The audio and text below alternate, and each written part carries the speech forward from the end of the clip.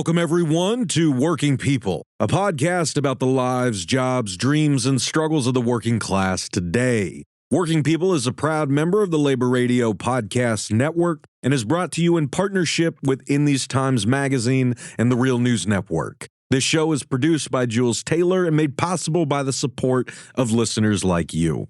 My name is Maximilian Alvarez, and we've got a critical strike update episode for y'all today. As Caitlyn Clark and Lisa Hsu report at Labor Notes, quote, in less than a quarter-mile stretch of sidewalk, chatter in 57 languages overlaps with the sound of dancehall, bachata, Thai pop, Haitian compa, and Micronesian hip-hop. At sunset, dozens gather for iftar, breaking their Ramadan fast. The music, pulsing from boomboxes and cell phones held up to megaphones, swells into one shared hum. In this sliver of land across from the sprawling JBS beef processing plant, among the largest in the country, workers from around the world have united in the largest U.S. meatpacking strike in 40 years.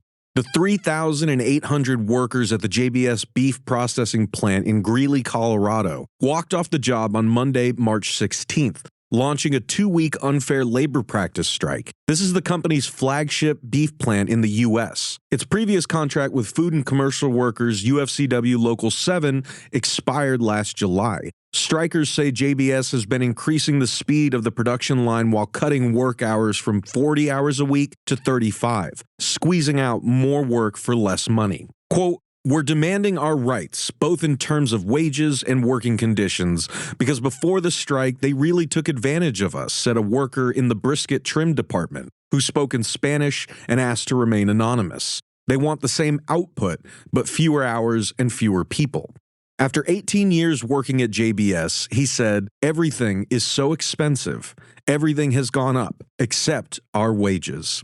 This is the first strike ever at the Greeley plant, and the first major U.S. meatpacking strike since the 1985-86 strike at the Hormel plant in Austin, Minnesota. End quote. To talk about this critical strike, I'm grateful to be joined on the show today by Caitlyn Clark and Lisa Hsu. Caitlyn is a national organizer at Essential Workers for Democracy, an organization dedicated to rank-and-file member education and empowerment for UFCW members in grocery, meatpacking, and retail. And Lisa is a staff writer and organizer at Labor Notes. Caitlyn, Lisa, thank you both so much for joining me today. I want to jump right in and ask y'all to pick up where I left off in the intro. Break the strike down for our listeners. Like, who is striking? What are the core issues here? How are negotiations working in this struggle? And how has JBS responded to the strike? Yeah, thanks so much for having us. I'm really excited to be here. So on Monday, March 16th at 5:30 a.m., 3,800 workers walked off the job at the JBS Greeley plant, which is in Greeley, Colorado, a more rural part of Colorado, about an hour north of Denver. JBS is the largest employer in Greeley. The Greeley plant is also the flagship JBS plant in the United States. So the corporate headquarters of JBS is based in Greeley. It's among the largest JBS beef processing plants in the country, and about 5 to 7% of all beef consumed in the United States comes directly out of this one plant. So these workers are coming from all around the world. There's over 50 different languages that are spoken in just this plant alone. You can hear in the intro some of the descriptions of the places where the workers are from. I guess it's hard to pinpoint one particular place where the majority of the workers come from. But some of the common languages that you might hear spoken out on the picket line would be Spanish, French, Haitian, Burmese, Somali. And after that, there's probably dozens of other languages that are being spoken in this one single plant. The majority of the workers come from Latin America, from French-speaking West Africa, from Haiti, Somalia, and from Burma. So some of the core issues that the workers are facing in this contract negotiation, which has been ongoing since July of 2025, so they're approaching a year under an expired contract and fighting for a new agreement with JBS. The issues that they're focusing on in this contract negotiation is higher wages that keep up with the rate of inflation and with the extremely difficult and dangerous work that these workers are doing every day. They are pushing back against an increase in line speed, which is an issue that comes up really frequently in meatpacking across all the different proteins, which is the way that they break up meatpacking organizing or meatpacking contracts. So across the meatpacking industry, line speeds are going up. This is always an issue for meatpacking workers. And in this contract, the JBS workers are trying to push back against increases to line speed. There's been a particular focus on the ways that JBS has been increasing the line speed on particular groups of workers in recent years. There's a lawsuit of over 1,000 Haitian workers at the JBS plant in Greeley that have filed a class action lawsuit against the company, alleging that the company is discriminating against Haitian workers by increasing line speeds, by pushing all of the Haitian workers onto the evening shift, the B shift, and making the line speed on the B shift faster.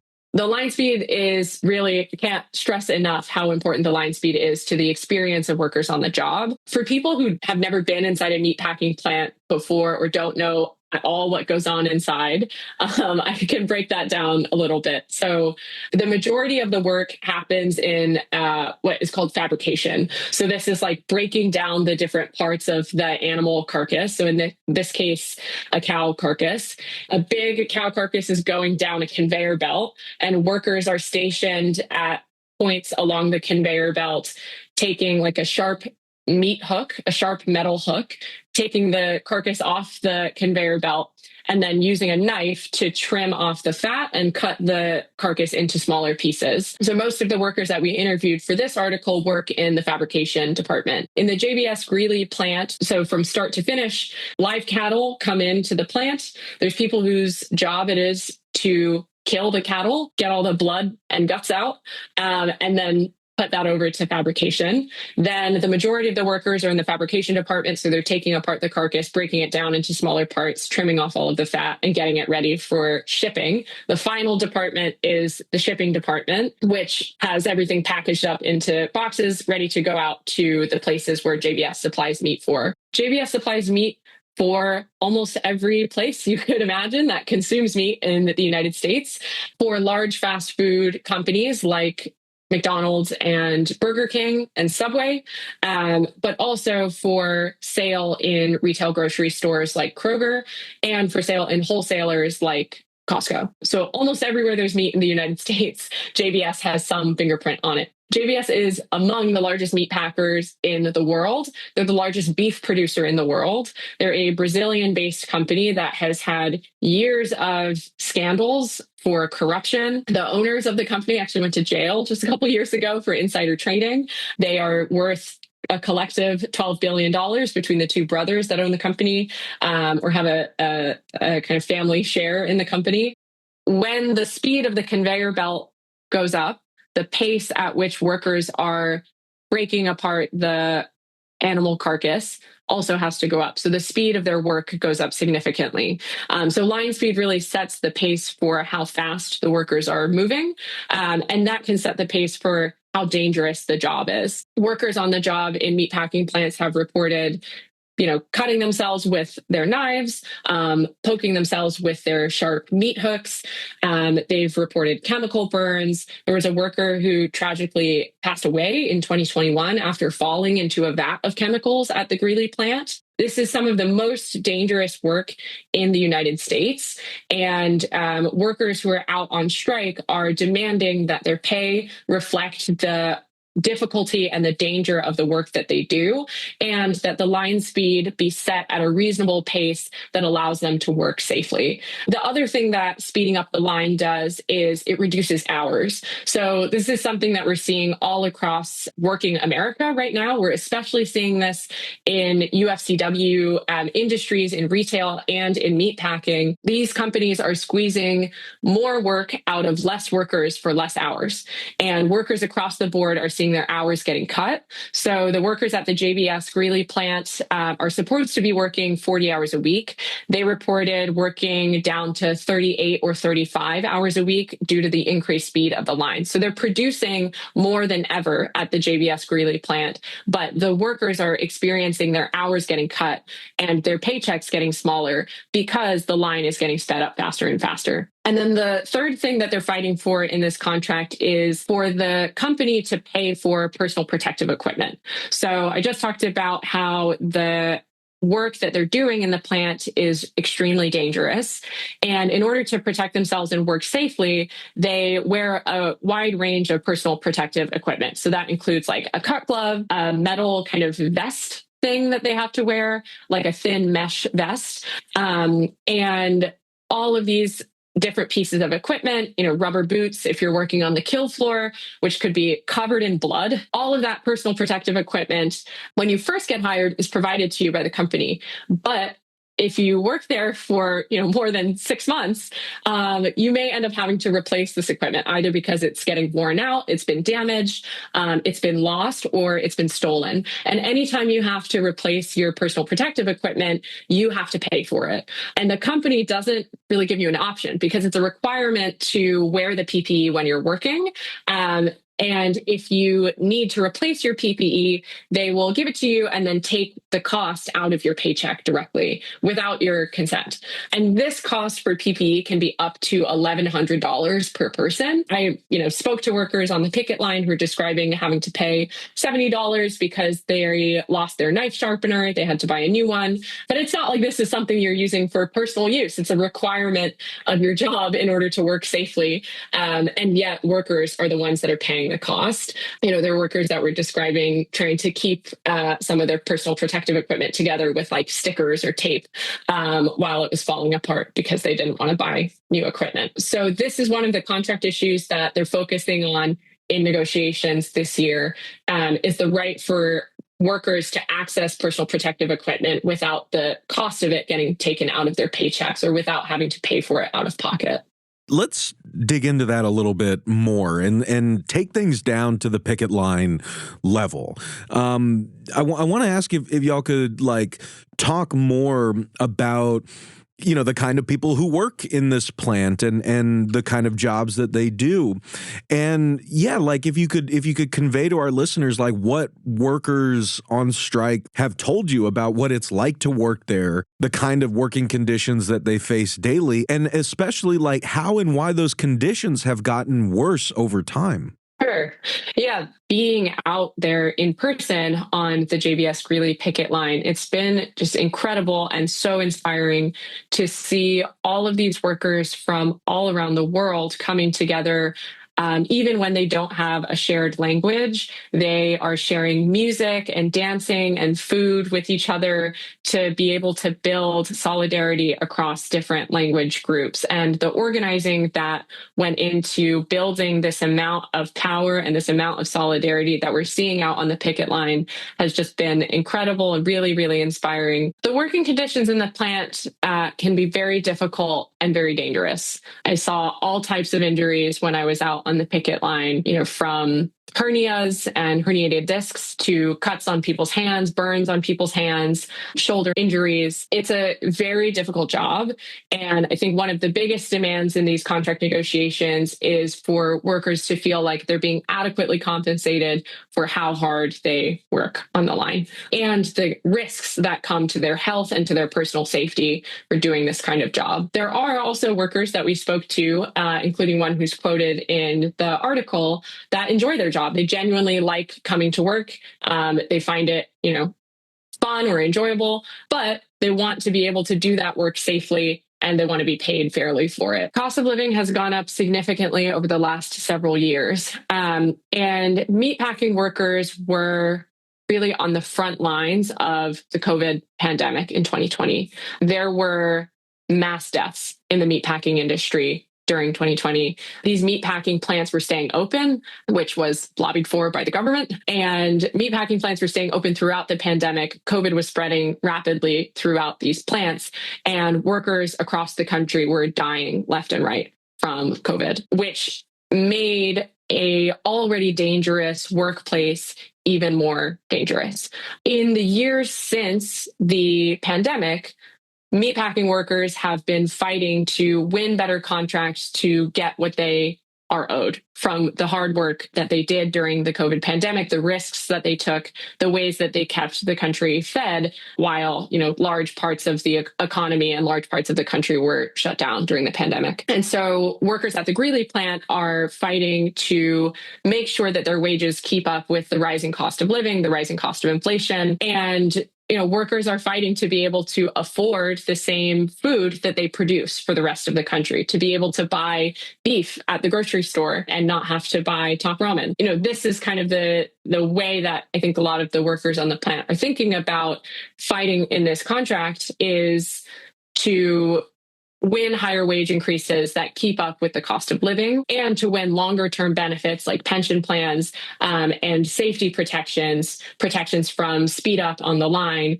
that will also allow them to continue to work safely and with dignity on the job. Meatpacking has long been an industry with notoriously bad working conditions. And it was thanks to the work of unions and activists in these plants that conditions did get better. In the post-war era, up to 90% of meatpacking workers were unionized. And we were just looking at the latest figures, and it looks like that dropped to 17% in 2025. So a big part of the story of the deterioration of conditions is union busting, and we're going to have to rebuild union density in the industry to combat this deterioration.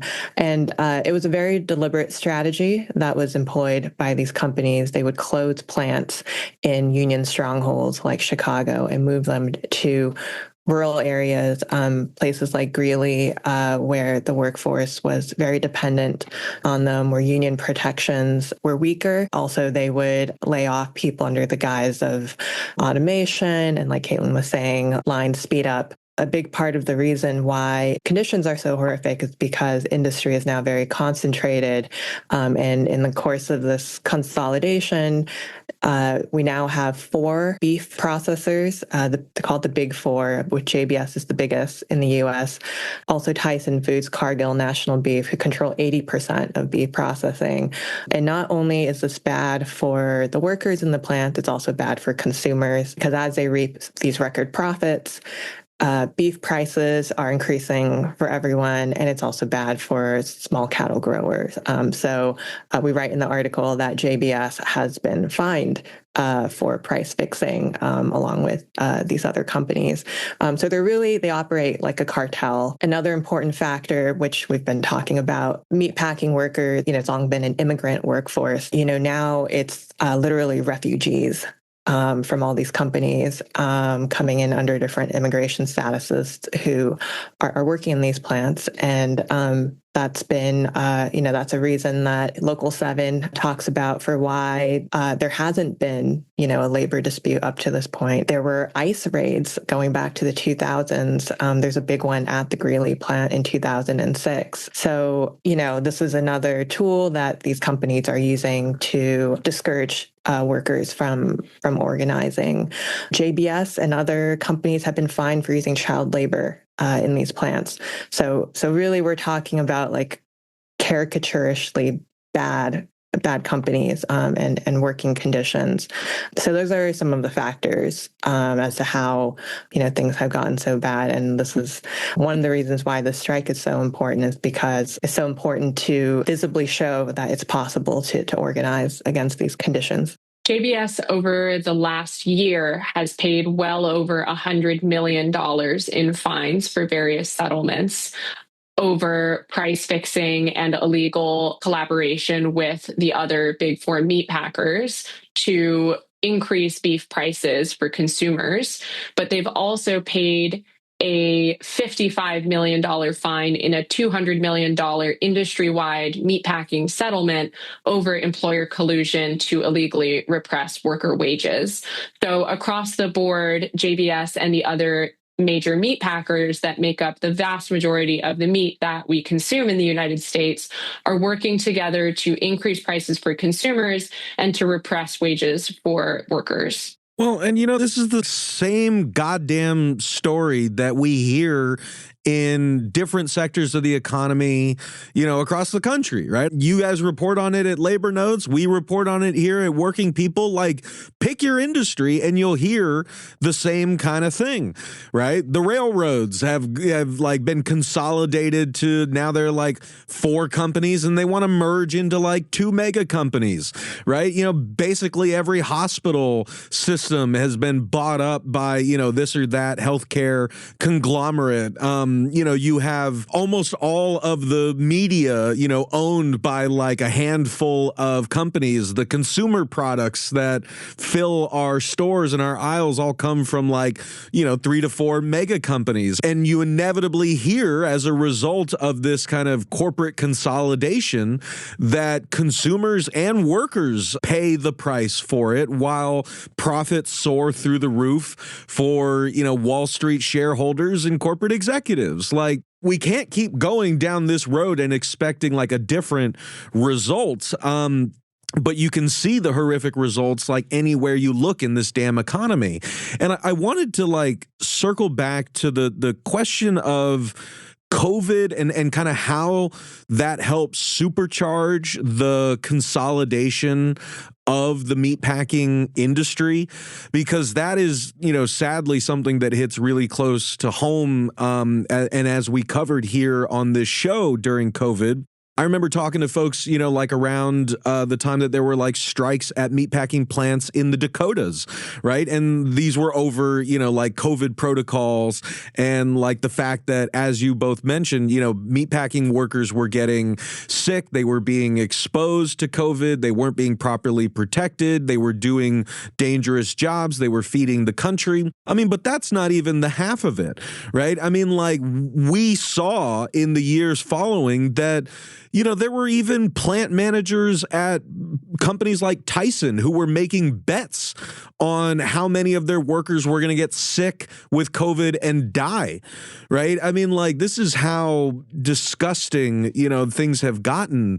But you both write about in your report, right, that the COVID pandemic and, other larger kind of forces at work have sort of allowed companies like JBS to close, union heavy shops and reopen elsewhere with non-unionized workforces. Like, can you just talk a little more for, folks who are listening to this, like what this current strike means in the context of the meatpacking industry writ large, and what the strike tells us about that industry as it exists today in the year of our Lord 2026? Yeah, I started to allude to this earlier. I think it's so significant that this is the first major, like you mentioned, there have been other strikes, but this is the first strike of the scale in the meatpacking industry since 1985, 1986, we think, since the famous strike against Hormel Foods in Minnesota, which was kind of part of a pattern of like a new era of union busting, right, in the 80s. They really cracked down on those workers, and this is like 4 or 5 years after Reagan busted the PACO strike. And for all the reasons we've been talking about, COVID included, that the industry has just been trying to make workers sort of as quiescent and acquiescent as possible since then. So to have a strike of this magnitude at one of the biggest beef processing facilities in the U.S., I think is really significant. And the workers and Local 7 have to be praised and encouraged for like just how visible they've made it, because this is why it's so important to be fighting these companies publicly and openly to demonstrate, well, first, to actually exert leverage over the company, right? And we know this is a huge source of profits for JBS in the U.S., but also to demonstrate to workers that it's possible to fight, it's possible to organize even across such a diverse workforce. And it's possible to win. That's why this is already a historic strike. The negative effects of the consolidation we're talking about, workers and unions have a really important role to play in trying to combat that, reverse it. A group of UFCW locals were instrumental in stopping a major grocery merger last year. So it is possible for labor to play an important role here. I can't overstate how brave and courageous the workers who are out on strike at JBS are. There are so many conditions that are stacked against them and are working to try to scare them out of taking this kind of action against their employer. JBS is the largest meatpacking company in the world. They have also donated $5 million to President Trump's inauguration fund as part of a ploy to get approval to go IPO on the New York Stock Exchange. There was a years-long process where their attempt to be traded publicly on the New York Stock Exchange was being held up by regulators and politicians, including a coalition of across-the-aisle senators that were concerned that the labor practices and corruption scandals that JBS has been involved in made the company too corrupt to be traded on the New York Stock Exchange.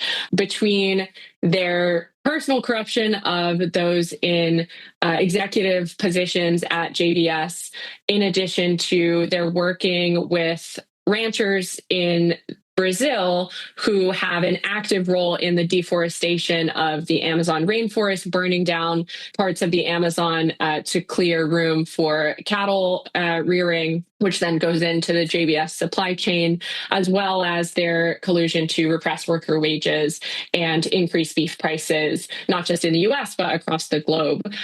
These were all some of the conditions that made it very difficult for them to go public on the New York Stock Exchange. And shortly after they became the largest single donor to Trump's inauguration fund after his election, they donated $5 million. They were waved through and went IPO, and now they're being publicly traded in the New York Stock Exchange, which has opened them up to potentially billions of dollars in new investment from American investors. So this company is making money hand over fist. They have relatively close ties to the Trump administration. These workers, which are majority immigrant workers, are facing down this major company. They're standing up and they're fighting for not just their wages and their safety on the job, but also dignity and respect. And it's been incredibly courageous and inspiring to see. And I am hopeful that it may be able to have a ripple effect across the entire meatpacking industry. As we've mentioned, the JBS Greeley strike is the first major meatpacking strike in 40 years. There was a wildcat walkout in 2006 and 2007 in Tar Heel, North Carolina at a Smithfield plant. That was much smaller than the JBS Greeley plant. An industry where we've seen so much corporate consolidation. We've seen so many mergers and acquisitions. That's how JBS became the largest meat packer in the world, is through buying up smaller meatpacking companies. We need more strikes in the meatpacking industry. We need more militant action. These employers have been consolidating power and consolidating wealth for the last several decades. And workers like those at the JBS Greeley plant were standing up and saying, enough is enough. We're demanding fair pay. We're demanding our dignity. We're demanding our respect on the job. We're demanding safe working conditions. That's how we're going to stand up to this consolidated corporate power. Well, and let's come around the final turn here and end by talking about, again, why this current strike is so significant, and anything we can leave listeners with about where things stand now with this contract fight, and what messages you have for listeners out there who want to know how they can show solidarity with these workers. Yeah, I'll add, I think we're about 1 week into what the local announced was a 2-week unfair labor practices strike. So, everyone should stay tuned for how this resolves, if it succeeds in moving the company on any of these core demands, if they in fact come to the table before the end of the 2-week strike, which is, what everyone is hoping. I should also mention that last year, there was actually, for the first time, a national round of negotiations by the UFCW that covered 14 other JBS plants. Local 7 opted out of that national agreement and is actually trying to push for even better conditions than was won in that national agreement. So I would say another thing to look for is if they do succeed in doing that, then hopefully this will lift up conditions, not just at UFCW, unionized JBS plants, but hopefully, even beyond that. But I wanted to mention that because we did see some locals who are part of that national negotiations come out to support the workers in Greeley on the picket line because they saw, understood that there were stakes for workers beyond just the one in Colorado. Other ways that people can support the strike is by donating to Local 7's Strike Hardship Fund, which is money that will go directly to striking workers who request additional financial support in addition to the strike benefits they're getting from their local if they have extenuating circumstances. The other place you can donate is to a GoFundMe that's been set up by essential workers that will be split evenly between the locals hardship fund and direct support for the picketers on the line. We're working with a community solidarity group that has been showing support on the picket line with snacks, water. There's been a heat wave in Colorado this past week, so we've been going out there with ice cream and popsicles to keep people cool. And 50% of the money from the GoFundMe will go directly to buying supplies for workers on the picket line with our community support group. All right, gang, that's going to wrap things up for us today. I want to thank our guests, Caitlyn Clark and Lisa Shue. Go and read Caitlyn and Lisa's vital report on the JBS meatpacking workers' strike in Labor Notes, which we've linked to in the show notes for this episode, and support the vital work that Labor Notes is doing. We need that work now more than ever. And of course, I want to thank you all for listening, and I want to thank you for caring about this. We'll see y'all back here next time for another episode of Working People. And in the meantime, go explore all the great work that we're doing at the Real News Network, where we do grassroots reporting that lifts up the voices and stories from the front lines of struggle. Check us out across our YouTube channel, our podcast feeds, our website, and our social media pages. And help us do more work like this by going to therealnews.com/donate and becoming a supporter today. I promise you guys, it really makes a difference. I'm Maximilian Alvarez. Take care of yourselves. Take care of each other. Solidarity forever.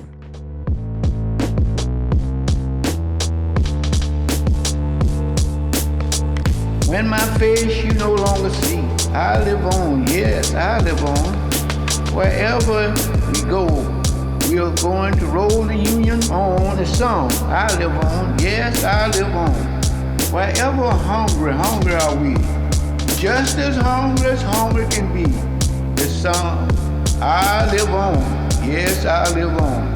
Where mean things are happening in this land, is read a song I live on, yes, I live on. Wherever the book mean things are happening in this land is read, I live on, yes, I live on. Wherever the videotape of me is shown, I live on, yes, I live on. If I have help to make this a better world to live in, I'll live on, yes, I'll live on. When my body is silent and in some lonesome grave, I'll live on, yes, I'll live on. When my songs and poems are read, I'll live on, yes, I'll live on.